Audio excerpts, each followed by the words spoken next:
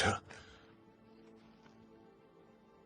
तुम्हारा result decide नहीं करता है तुम लूजर हो कि नहीं, तुम्हारी कोशिश डिसाइड करती है। नमस्कार दोस्तों, मैं पुष्पेंद्र कुमार स्वागत करता हूं आपका हमारे YouTube चैनल SDG4 में। दोस्तों, सेट प्रैक्टिस के इस पहले वीडियो में हम ज्योग्राफी से 25 महत्वपूर्ण प्रश्नों को देखेंगे। तो आइए दोस्तों शुरू करते हैं आज का ये वीडियो। पहला प्रश्न है, भारत का सुदूर दक्षिणी बिंदु कौन है? Option A Kanyakumari, option B Rameswaram, option C Indira point, option D point Calimere. दोस्तों, इसका आंसर है option C Indira point. Next question देखते हैं। भारतीय मानक समय एवं ग्रीनविच माध्य समय में अंतर पाया जाता है। कितना अंतर पाया जाता है? ऑप्शन ए है 4.5 घंटा, प्लस 5.5 घंटा, माइनस 5.5 घंटा, माइनस 4.5 घंटा।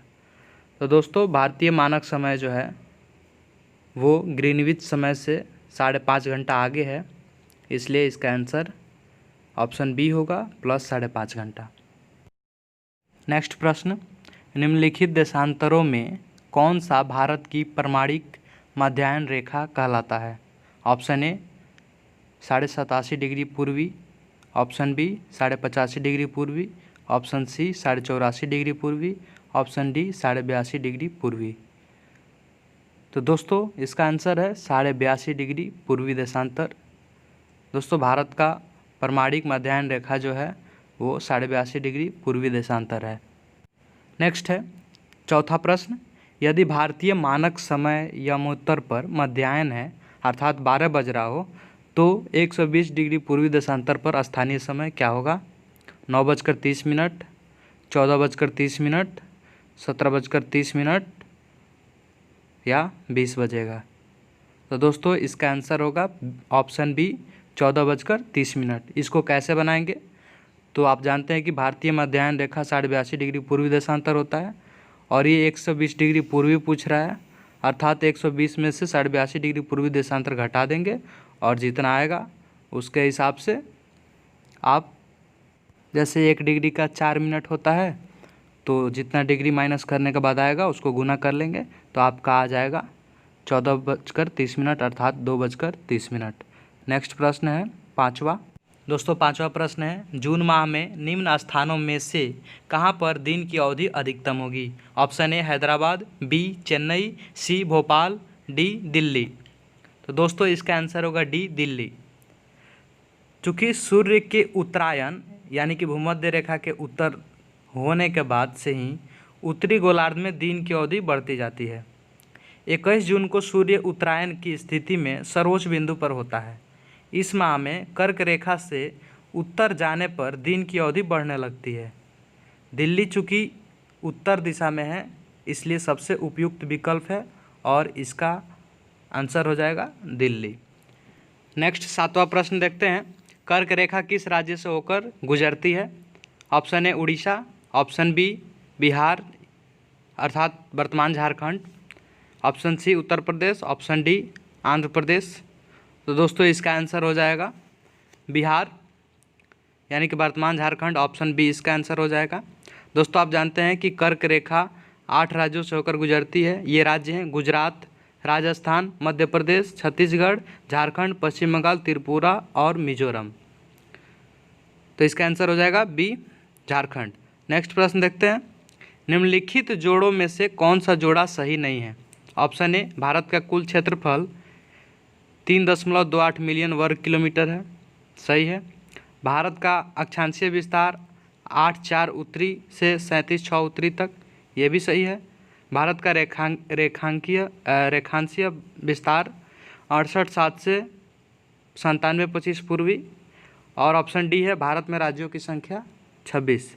तो दोस्तों, ऑप्शन डी गलत है। भारत में राज्यों की संख्या वर्तमान में 28 है और केंद्र शासित प्रदेशों की संख्या 8 है।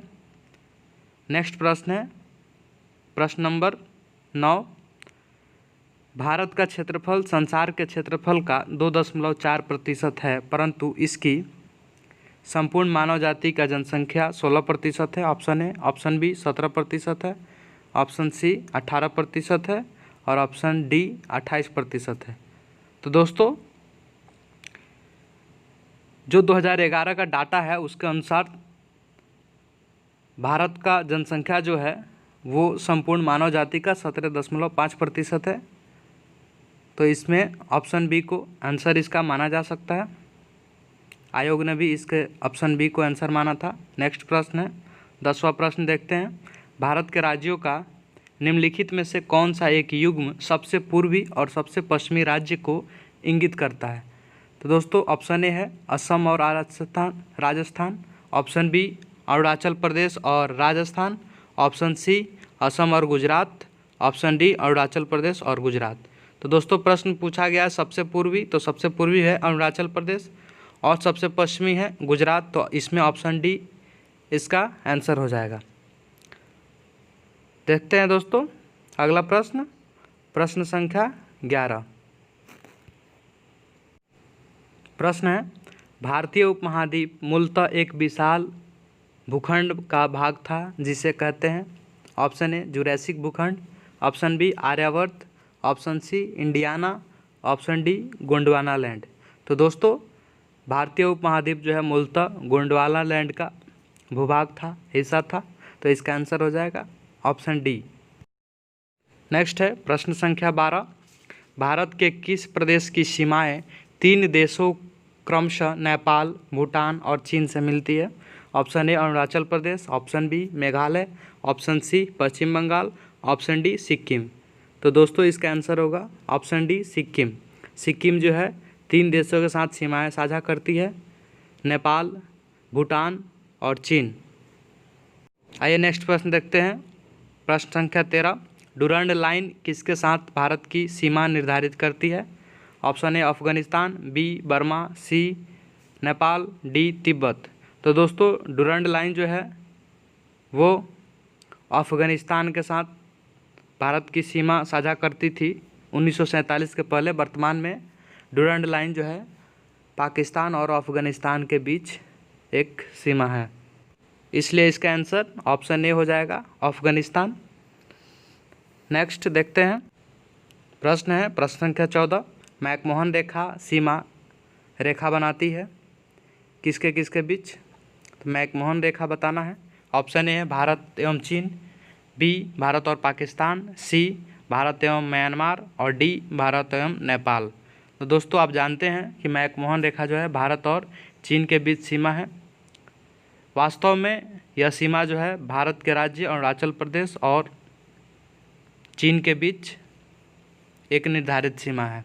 तो इस हिसाब से इसका आंसर हो जाएगा ऑप्शन ए।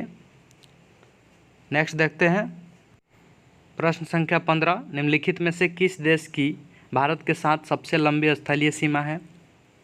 चीन, नेपाल, पाकिस्तान, बांग्लादेश। तो दोस्तों इसका आंसर हो जाएगा डी बांग्लादेश। भारत जो है बांग्लादेश के साथ सबसे लंबी सीमा साझा करती है। इस हिसाब से इस प्रश्न का उत्तर ऑप्शन डी हो जाएगा। नेक्स्ट प्रश्न है 16वां प्रश्न है भारत के निम्नलिखित राज्यों के समूहों में से कौन सा समूह पाकिस्तान से सीमा बनाता है? ऑप्शन ए जम्मू कश्मीर, हिमाचल प्रदेश, पंजाब तथा Rajasthan. Option B Punjab, Jammu Kashmir, Rajasthan, Gujarat. Option C Punjab, Haryana, Jammu Kashmir तथा राजस्थान। ऑप्शन डी पंजाब, हिमाचल प्रदेश, राजस्थान तथा गुजरात। दोस्तों इसका आंसर हो जाएगा ऑप्शन बी पंजाब, जम्मू कश्मीर, राजस्थान और गुजरात। अगला प्रश्न देखते हैं प्रश्न संख्या 17। निम्नलिखित में से भारत के किस राज्य की सीमा म्यांमार से उभयनिष्ठ नहीं है, अर्थात म्यांमार से सीमा साझा नहीं करती है? Option A Assam. B Nagaland. C Arunachal Pradesh. D Mizoram. तो दोस्तों आप जानते हैं कि पूर्वोत्तर राज्य जो है नागालैंड, मिजोरम और अरुणाचल प्रदेश म्यांमार से सीमा साझा करती है, अर्थात प्रश्न संख्या 17 का आंसर हो जाएगा ऑप्शन ए असम। दोस्तों असम जो है वो म्यांमार से सीमा साझा नहीं करती है। अगला प्रश्न देखते हैं प्रश्न संख्या 18। प्रश्न संख्या 18, निम्न में से किस राज्य की सीमा बांग्लादेश से नहीं मिलती है? Meghalaya, option B Tripura, option C Manipur, option D Mizoram. तो दोस्तों आप जानते हैं कि बांग्लादेश से त्रिपुरा सीमा साझा करती है, मेघालय भी साझा करती है और मिजोरम भी। तो इसका आंसर हो जाएगा option C Manipur.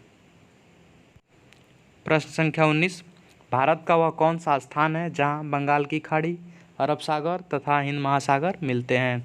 Option A Kanyakumari, B Indira point, C Nagercoil, D Rameswaram. तो दोस्तों इसका आंसर हो जाएगा ऑप्शन ए कन्याकुमारी। दोस्तों कन्याकुमारी ही वह स्थान है जहां बंगाल की खाड़ी, अरब सागर और हिंद महासागर एक जगह मिलते हैं। नेक्स्ट 20वां प्रश्न देखते हैं, निम्न में से कौन सा कथन असत्य है? ऑप्शन ए भौमिकीय दृष्टि से प्रायद्वीपीय क्षेत्र भारत का सबसे प्राचीन भाग है, सही है। ऑप्शन बी है हिमालय विश्व में सबसे नवीन वलित अर्थात फोल्डेड पर्वतों को प्रदर्शित करती है, ये भी सही है। ऑप्शन सी है भारत के पश्चिमी समुद्र तट का निर्माण नदियों की जमाव क्रिया द्वारा हुआ है, ये गलत है। दोस्तों भारत के पश्चिमी समुद्र तट का निर्माण जो है वो भूमि के उत्थान और निर्गमन से हुआ है, इसलिए ऑप्शन सी स्टेटमेंट जो है गलत है, अर्थात इस प्रश्न का उत्तर ऑप्शन सी हो जाएगा। ऑप्शन डी है भारत में गोंडवाना शिलाओं में कोयले का बृहत्तम भंडार है, ये भी सही है। तो दोस्तों इस प्रश्न का उत्तर जो है सी हो जाएगा। नेक्स्ट प्रश्न देखते हैं, प्रश्न संख्या 21 है, भारत में भू आकारों की रचना के संबंध में निम्नलिखित कथनों पर मनन कीजिए। ऑप्शन ए संरचनात्मक दृष्टि से मेघालय पठार दक्कन पठार का ही विस्तृत भाग है। दूसरा है कश्मीर घाटी की रचना एक समभिनीति में हुई। तीसरा है गंगा मैदान की रचना एक अग्रगर्त में हुई। चौथा है हिमालय की उत्पत्ति भारतीय प्लेट, यूरोपीय प्लेट तथा चीनी प्लेट के त्रिकोणीय अभिसरण के फलस्वरूप हुई। तो दोस्तों इसमें पहला, दूसरा और तीसरा सही है, अर्थात ये जो है इसका सही हो जाएगा ऑप्शन ए 1, 2, 3। दोस्तों चौथा स्टेटमेंट जो है हिमालय की उत्पत्ति भारतीय प्लेट, यूरोपीय प्लेट और चीनी प्लेट से हुआ है, ये गलत है। दोस्तों हिमालय की उत्पत्ति भारतीय प्लेट और यूरेशियन प्लेट की टक्कर से हुई है। चीनी प्लेट का विवरण प्लेट विवर्तनिक सिद्धांत में नहीं मिलता है, इसलिए चौथा गलत है और इस प्रश्न का उत्तर हो जाएगा ऑप्शन ए 1, 2, 3। नेक्स्ट देखते हैं 22वां प्रश्न, हिमालय की रचना समानांतर वलय श्रेणियों में हुई है जिसमें प्राचीनतम श्रेणी है। ऑप्शन ए शिवालिक श्रेणी, ऑप्शन बी निम्न श्रेणी, ऑप्शन सी बृहत हिमालय श्रेणी और ऑप्शन डी धौलाधार श्रेणी। दोस्तों इसका आंसर हो जाएगा ऑप्शन सी बृहत हिमालय श्रेणी। हिमालय की सभी श्रेणियों में सबसे पहले बृहत हिमालय श्रेणी का निर्माण हुआ, फिर निम्न हिमालय और फिर शिवालिक हिमालय श्रेणी की। नेक्स्ट प्रश्न देखते हैं 23वां प्रश्न है, उत्पत्ति के दृष्टि से निम्न पर्वत श्रेणियों में सबसे नवीनतम कौन सी है? ऑप्शन ए अजंता श्रेणी, ऑप्शन बी पालकोंडा श्रेणी, ऑप्शन सी कैमूर पर्वत और ऑप्शन डी पटकोई श्रेणी। तो दोस्तों आप जानते हैं अजंता श्रेणी हो या पालकोंडा हो या कैमूर, ये प्रायद्वीपीय भारत का हिस्सा है और पटकोई श्रेणी जो है ये पूर्वोत्तर भारत में है, अर्थात इसका आंसर जो है डी पटकोई श्रेणियाँ सही हो जाएगा, क्योंकि इन श्रेणियों में सबसे नवीनतम पटकोई श्रेणी है। नेक्स्ट 24वां प्रश्न देखते हैं, पश्चिमी भाग में हिमालय की श्रेणियों का दक्षिण से उत्तर की ओर निम्नांकित में से कौन सा क्रम सही है? ऑप्शन ए महान हिमालय, लघु हिमालय, शिवालिक हिमालय। दोस्तों इसका आंसर जो है ऑप्शन बी सही होगा, शिवालिक हिमालय, लघु हिमालय और महान हिमालय। दोस्तों नेक्स्ट प्रश्न देखते हैं, वीडियो का अंतिम प्रश्न 25वां प्रश्न है दोस्तों, किन दो पर्वत श्रेणियों के मध्य कश्मीर घाटी स्थित है? ऑप्शन ए लद्दाख और जास्कर, बी बृहत हिमालय और पीर पंजाल, सी बृहत हिमालय और जास्कर, सी काराकोरम और लद्दाख। दोस्तों इसका आंसर हो जाएगा ऑप्शन बी बृहत हिमालय और पीर पंजाल। दोस्तों ये अलग से प्रश्न है आपके लिए। हिमालय पर्वत श्रेणियाँ निम्नलिखित में से किस राज्य का हिस्सा नहीं है? Option A Uttarakhand, B Uttar Pradesh, C Sikkim, D Himachal Pradesh. दोस्तों इस प्रश्न का उत्तर आप कमेंट बॉक्स में देंगे। साथ ही अगर कोई डाउट हो किसी प्रश्न से संबंधित आप कमेंट करके पूछ सकते हैं। साथ ही आपने इस टेस्ट में कितना स्कोर किया वो भी कमेंट करके बताइए। फ़िलहाल के लिए इतना ही, धन्यवाद।